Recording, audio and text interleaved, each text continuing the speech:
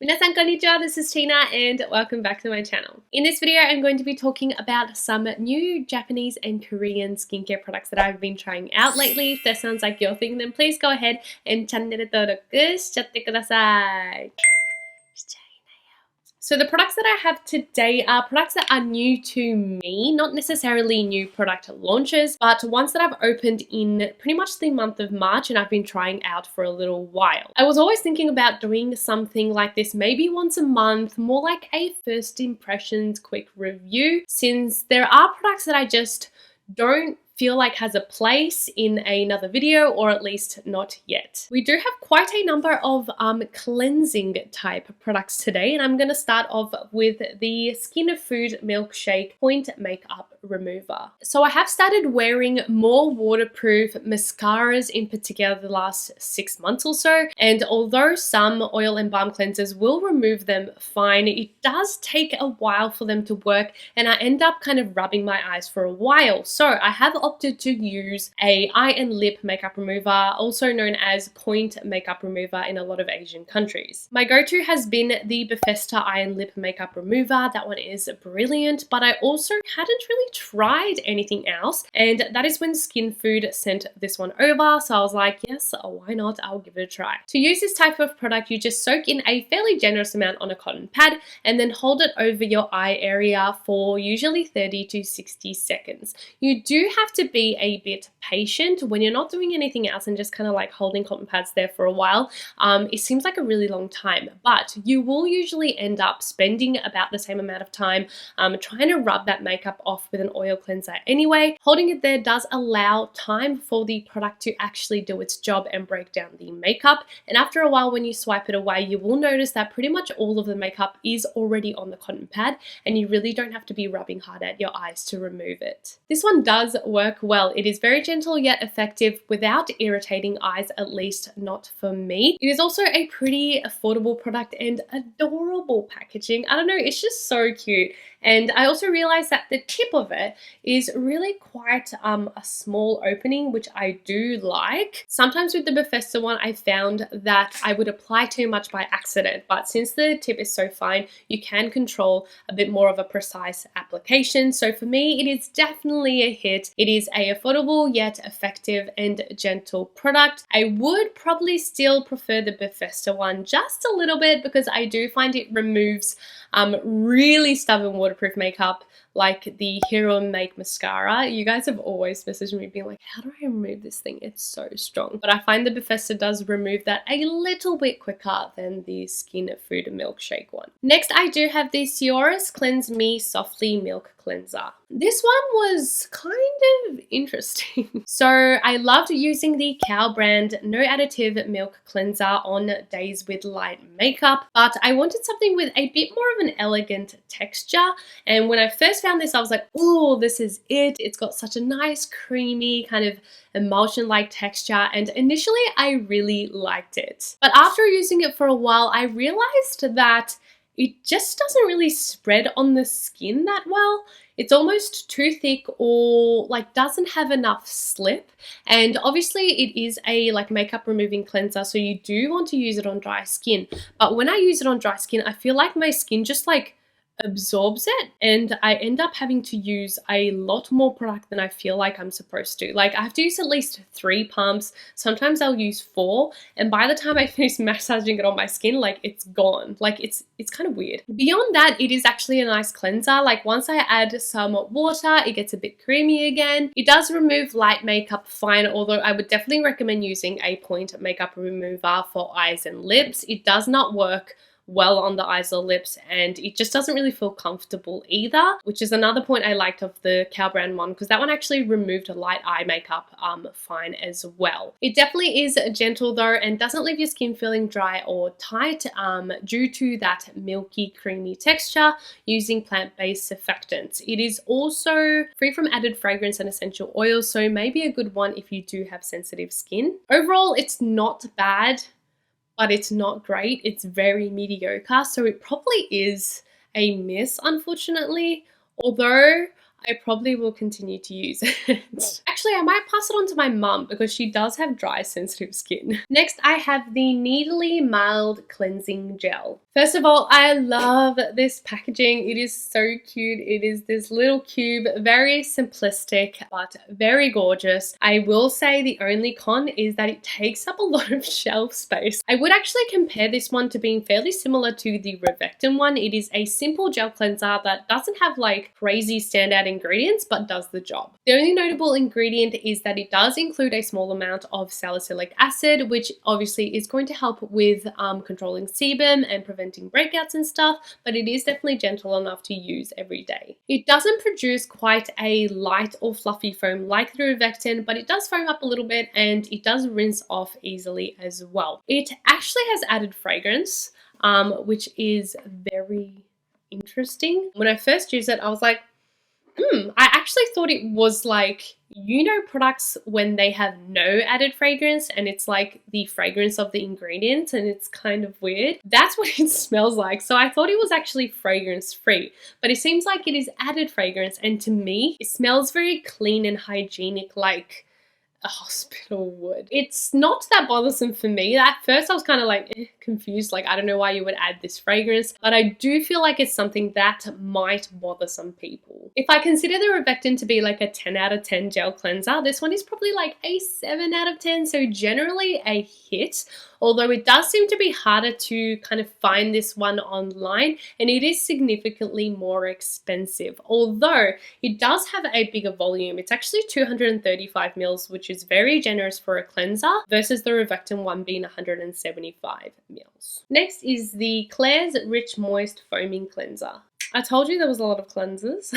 Another simple yet gentle cleanser, although this time it is a self-foaming one. I continue to like having a couple self-foaming cleansers around because they are just so easy to use and also a joy to use. Like, am I the only one who finds self-foaming cleansers just really fun to use? I haven't actually used this one much yet, but I do want to try it out a bit more consistently to see if it is a good kind of conditioning cleanser, meaning that it does seem to have a good balance of ingredients that would help to regulate kind of overall skin health. On their site, it says it's a amino acid formula, the essential building blocks to maintain healthy skin, along with a number of great ingredients like hyaluronic acid and ceramides for hydrating and protecting the skin barrier, tea tree and Houttuynia cordata to help soothe and also prevent breakouts, and it does have some gentle exfoliating ingredients as well. From what I can tell so far, it is not super drying nor super moist feeling, so I feel like it would be good for most skin types, but probably normal combo to oily skin would enjoy it the most. It does also have the scent of tea tree to it. It's gonna happen. Tea tree does naturally have a really strong smell. It's not my favorite smell, but again, it doesn't really bother me. I would say this one's generally a hit, but then again, I haven't used it for that long, but it's definitely not unpleasant to use. Not unpleasant? Not unpleasant. Yeah, so it's pleasant to use.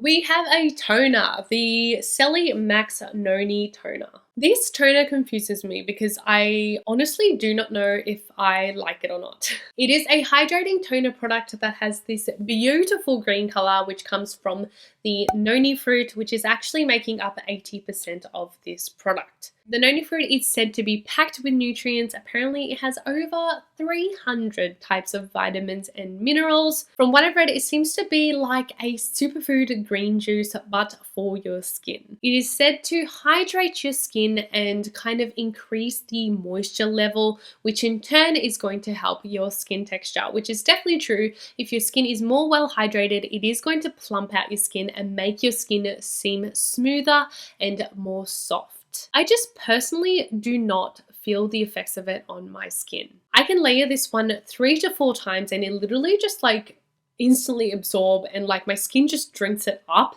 In that sense, I feel like oily skin people with dehydrated skin would absolutely love this because it is such a watery texture and it literally leaves no tackiness. So you can really pack in that hydration without feeling heavy or oily.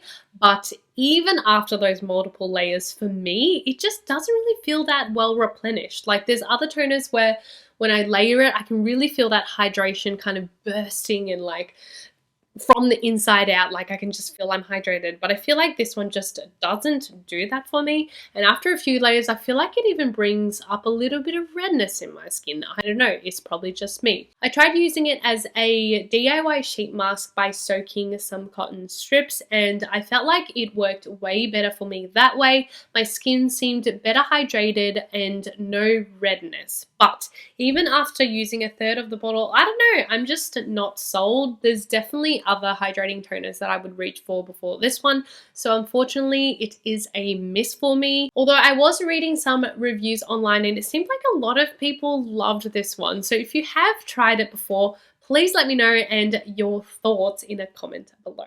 Next I have the Benton Aloe Propolis Soothing Gel. They did have this one on buy one get one free on YesStyle a little while ago, and I had seen it around on social media, so I was like, why not? It is so affordable, a large 100ml size, and also super multi-use. So I was thoroughly impressed from the beginning. Initially, I thought it was just a aloe gel like after sun product, but it's actually a moisturizer. It is a really light gel texture that is like juicy. I don't know if that's the right word, but it's just really hydrating, and like literally as you apply it, there's just that burst of water on your skin and it instantly absorbs without feeling any stickiness on your skin. For me who has dry skin, it is not really enough as a moisturizer, but I do like using it when my skin is feeling a little hot or irritated.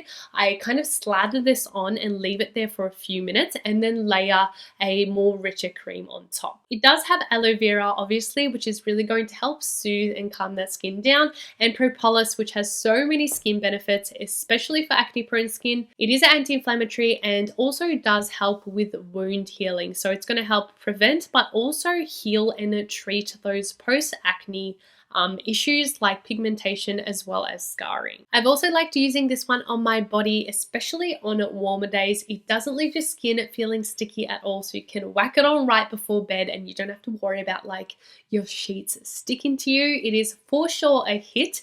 Even though I don't have like the ideal skin type for it, I can see its benefits and it can still be beneficial for me too. I think it is definitely a must try for those of you who do have acne prone oily skin, since it is so affordable and also a very generous 100ml. Lastly, we have two Japanese SPFs. Woo! First one is the Suncut UV Perfect Gel Super Waterproof. KOSE Suncut is a Japanese SPF brand that I feel like I haven't talked about a ton, but I used to use their spray sunscreens all the time when I lived in Japan, and they're really, really well known for that type of product. I did use their blue range in the past, which seems to be called the UV Protect series, whereas this gold version is the UV Perfect series. Biggest difference between the two that I have found is that the gold range seems to be super waterproof. Now, I do not live in a very humid environment and I don't sweat profusely on a day-to-day basis, and I cannot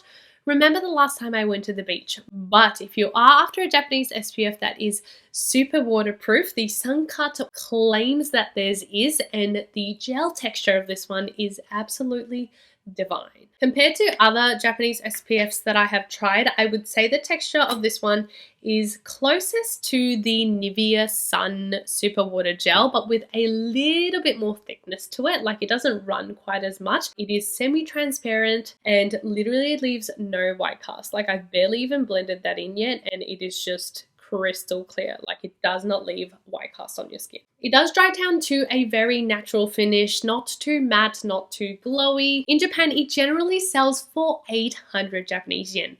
Only 800 yen. Like, that is so cheap. And when I was looking around online, I feel like most places sell it for around $15 for 100 grams of product. So it is actually very, very cost effective. It does contain alcohol, but if that doesn't bother you, it is fragrance free and something all skin types could definitely use. I don't know why I hadn't tried it sooner, but it is a certified hit. I feel like Japanese sunscreens just can't do wrong, for me at least. And the last product we have is the Skin Aqua UV Super Moisture Milk. I was so pleasantly surprised by this little guy. Yes, it is definitely little. It is only 40 mils compared to the 100 that is the Suncut one, but it is perfect for travel as well as keeping it in your bag because the formula is like...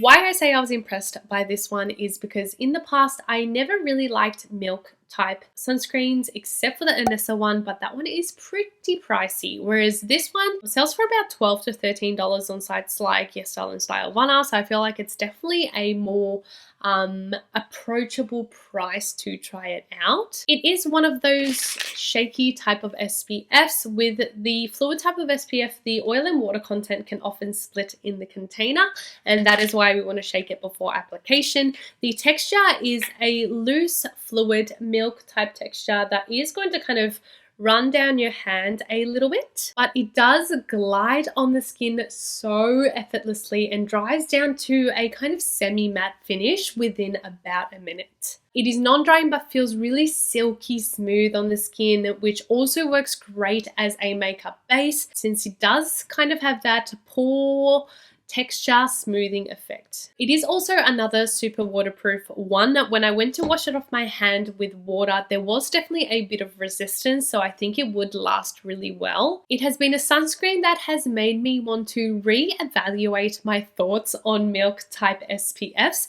and explore what else is out there. It is definitely a hit as well. And there you have it. They are the products that I've kind of opened up and have been trying in the month of March. Please also let me know if you have had any surprise kind of discoveries in the skincare realm of things. If you do want to check out any of my other videos, I have selected 2 here that I think you might like. Click on one of them to help support me, and of course, click subscribe if you haven't already because that would support me greatly as well. And I'll see you guys in the next video. Bye!